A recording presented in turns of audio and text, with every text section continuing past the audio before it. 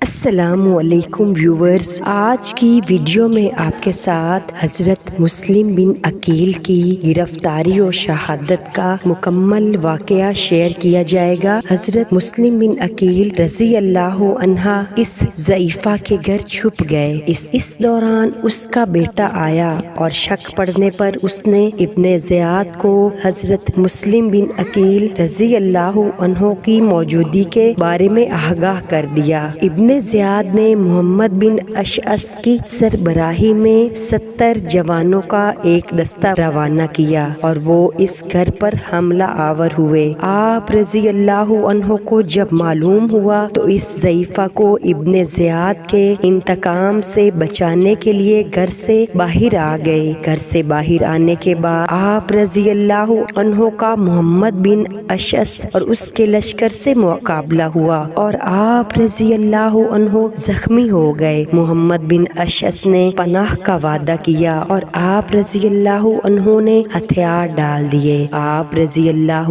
अन्हो को Ibn Ziyad के पास ले जाया गया, जहां इब्ने ज़ियाद ने आप रज़ी अल्लाह अन्हो की गर्दन उड़ाने का हुक्म दिया। आप रज़ी अल्लाह अन्हा ने मोहम्मद बिन अशअस को उसका वादा याद दिलाते हुए कहा कि तुम अपना वादा पूरा ना कर सके, अब तुम मेरी एक बात मान लो और मेरे भाई हुसैन रज़ी अल्लाह अन्हा को खत लिखकर कूफा के हालात से आगाह कर दो। हज़रत मुस्लिम बिन अकील रज़ी अल्लाह अन्हो की शहादत के बाद उनके दोनों मासूम बच्चों को, जिन्हें वो अपने हमरा कूफा लाए थे और काजी शरीफ के यहाँ मुकीम थे, इन्हें भी शहीद कर दिया गया। हज़रत मुस्लिम बिन अकील की आप रज़ी अल्लाह अन्हो की कूफा रवानगी। हज़रत सैयदना इमाम हुसैन रज़ी अल्लाह अन्हा की कूफा रवानगी का इल्म जब अजीज़ों रिश्तेदारों को हुआ तो उन्होंने आप रज़ी अल्लाह अन्हो को कूफा जाने से रोकने की कोशिश की। हज़रत अब्दुल्ला बिन जुबैर रज़ी अल्लाह अन्हो ने कहा कि कूफा वाले अगर आप रज़ी अल्लाह अन्हो के हामी हैं तो वो यहाँ आकर आप रज़ी अल्लाह अन्हो की मदद करें और आप रज़ी अल्लाह अन्हो यहाँ रहकर अपनी खिलाफत का ऐलान करें। आप रज़ी अल्लाह अन्हो ने फरमाया कि मैं मक्का मुकरमा में खून रेज़ी नहीं करना चाहता। हज़रत अब्दुल्ला बिन अब्बास रज़ी अल्लाह अन्हो ने कहा कि अगर इराक वाले आप रज़ी अल्लाह अन्हो के हामी हैं तो पहले वो मुल्क शाम पर कब्जा करें। वो आप रज़ी अल्लाह अन्हो को नाहक लड़ाई में झोंकना चाहते हैं और वही सलूक आप रज़ी अल्लाह अन्हो से करना चाहते हैं जो उन्होंने आप रज़ी अल्लाह अन्हो के वालिद बुजुर्गवार और भाई से किया था। आप रज़ी अल्लाह अन्हो ने इस उज़र को तस्लीम ना किया और करीबन 4 माह मक्का मुकरमा में क़याम के बाद कूफा की जानिब रवाना हुए। हज़रत सैयदना इमाम हुसैन रज़ी अल्लाह अन्हा ने मक्का मुकरमा से रुखसती के वक्त ज़ैल का खुतबा दिया। मौत औलाद आदम अलैहिस्सलाम के लिए लाजिम है और ये मोमिन के लिए बाइसे ज़ीनत है। जिस तरह औरत के गले में हार, मुझे अपने बुजुर्गों से मिलने का शौक है और ये शौक हज़रत याकूब अलैहिस्सलाम की तरह है, जिस तरह वो हज़रत यूसुफ अलैहिस्सलाम से मिलने के मुश्ताक थे। मेरे लिए मक्तल तैयार किया गया है जिससे मैं देखूंगा और अभी देख रहा हूँ। जंगल के भेड़िए मुझे छेड़ रहे हैं और मुझसे अपने शिकम भर रहे हैं। जो बात लोहे महफूज में लिख दी गई है इससे कोई नहीं बच सकता। हम अहले बैत भी अल्लाह अस्वजल की रज़ा में राजी हैं और इस आजमाइश पर सब्र करने वाले हैं। वो यकीनन हमें इसकी जज़ा अता फरमाएगा। हजूर नबी करीम सल्लल्लाहु अलैहि वसल्लम से उनकी आल दूर नहीं और हम जल्द जन्नत में मिलने वाले हैं। जो हमारे लिए अपनी जान कुर्बान करेगा वो अपने नफ्स को हक से मिलने पर आमादा कर चुका है। हज़रत सैयदना इमाम हुसैन रज़ी अल्लाह अन्हा की कूफा रवानगी की खबर जब इब्ने ज़ियाद को पहुंची तो उसने जासूसी का निज़ाम सख्त कर दिया और हज़रत सैयदना इमाम हुसैन रज़ी अल्लाह अन्हा से हमदर्दी रखने वालों को कैद और मारना शुरू कर दिया। हज़रत सैयदना इमाम हुसैन रज़ी अल्लाह अन्हा का काफिला जब सफ़ा के मकाम पर पहुंचा तो वहाँ आप रज़ी अल्लाह अन्हा की मुलाकात अरब के मशहूर शायर फ़रोज़क से हुई। हज़रत सैयदना سیدنا امام حسین رضی اللہ عنہ جب سالبہ پہنچے تو آپ رضی اللہ عنہ نے کوفہ کی جانب سے ایک گھڑ سوار کو آتے دیکھا۔ آپ رضی اللہ عنہ نے اسے روک کر کوفہ کے حالات دریافت کیے تو اس نے عرض کیا کہ ابن زیاد کو کوفہ کا گورنر مقرر کیا گیا ہے۔ اس نے یزید کے مخالفین پر کوفہ کی سرزمین کو تنگ کر دیا۔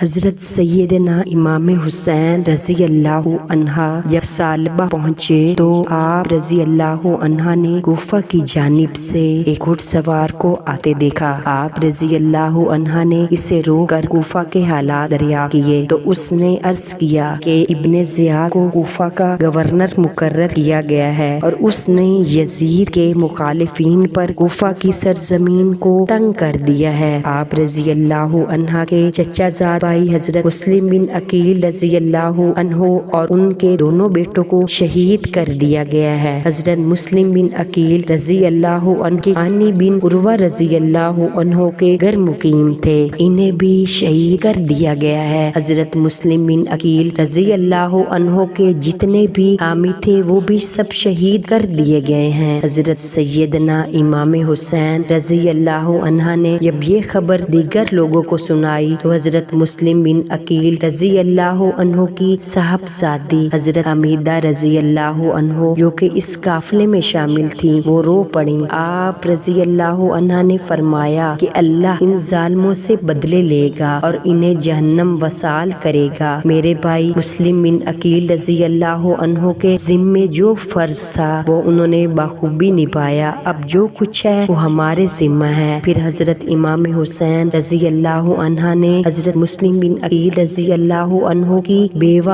اور دیگر بچوں کو بھی تسلی دی۔ حضرت سیدنا امام حسین رضی اللہ عنہ زبالہ کے مقام پر پہنچے تو آپ امام حسین رضی اللہ عنہ کو اطلاع ملی کہ عبدل بن قطیرہ رضی اللہ عنہ جو کہ حضرت مسلم بن عقیل رضی اللہ عنہ کے ہمراہ تھے انہیں بھی شہید کر دیا گیا ہے۔ ابن زیاد نے کوفہ کی جانب جانے والے تمام راستوں کی ناکہ بندی کروا دی ہے اور اپنے جاسوس چھوڑ دیے تاکہ آپ امام حسین رضی اللہ عنہ کی آمد کا پتہ چل سکے۔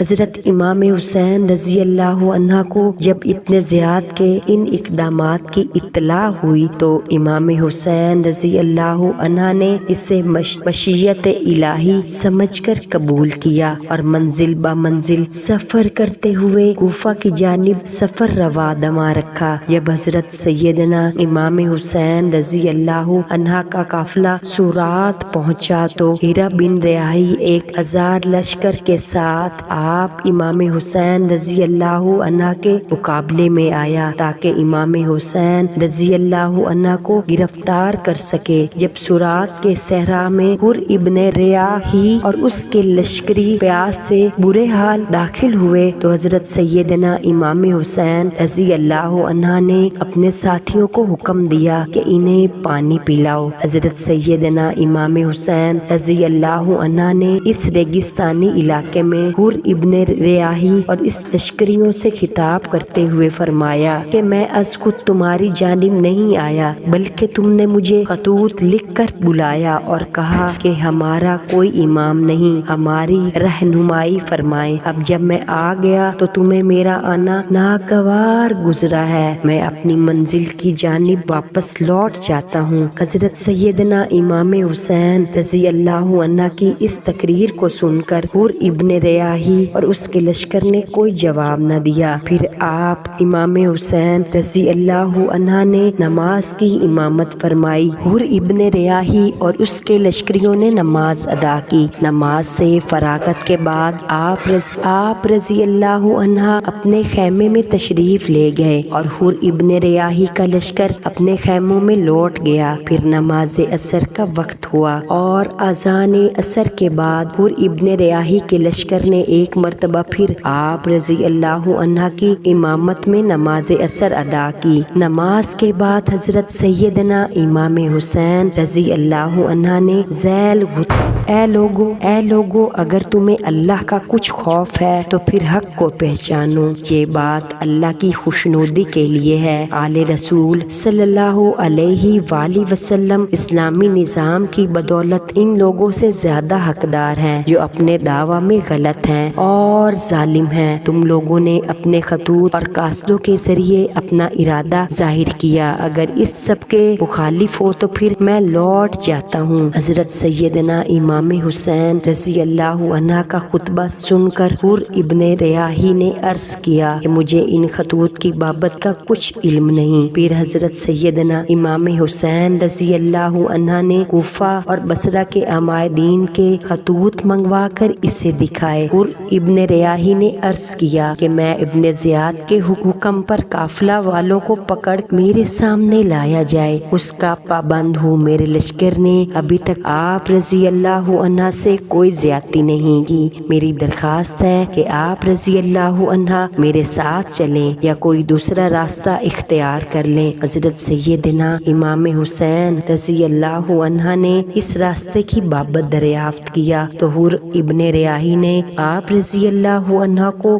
شام کے راستے پر ڈال دیا۔ حضرت سیدنا امام حسین رضی اللہ عنہ سورات جو کہ قادسیہ کے نزدیک تھا وہاں سے کوفہ نزدیک تھا کی بجائے کربلا کی جانب چل دیے جہاں سے کوفہ کا قافلہ قدرے دور تھا۔ حضرت سیدنا امام حسین رضی اللہ عنہ کا یہ قافلہ سفر کرتا ہوئے منزل در منزل نینوا پہنچا۔ نینوا دریائے فرات کے کنارے آباد ہے۔ حضرت سیدنا امام حسین رضی اللہ عنہ کو مجبور کیا گیا کہ وہ دریائے فرات سے قدرے دور کربلا کے لک و دک صحرا میں قیام پذیر ہوں۔ حضرت سیدنا امام حسین رضی اللہ عنہ اور دیگر قافلے والے کربلا کے میدان میں خیمہ زن ہوئے جہاں دریائے فرات اور ان کے درمیان ایک پہاڑ حائل تھا۔ مجھے امید ہے کہ آج کی ویڈیو آپ کو پسند آئے گی۔ اگلی ویڈیو میں آپ کے ساتھ حر کے لشکر کی آمد کا واقعہ شیئر کیا جائے گا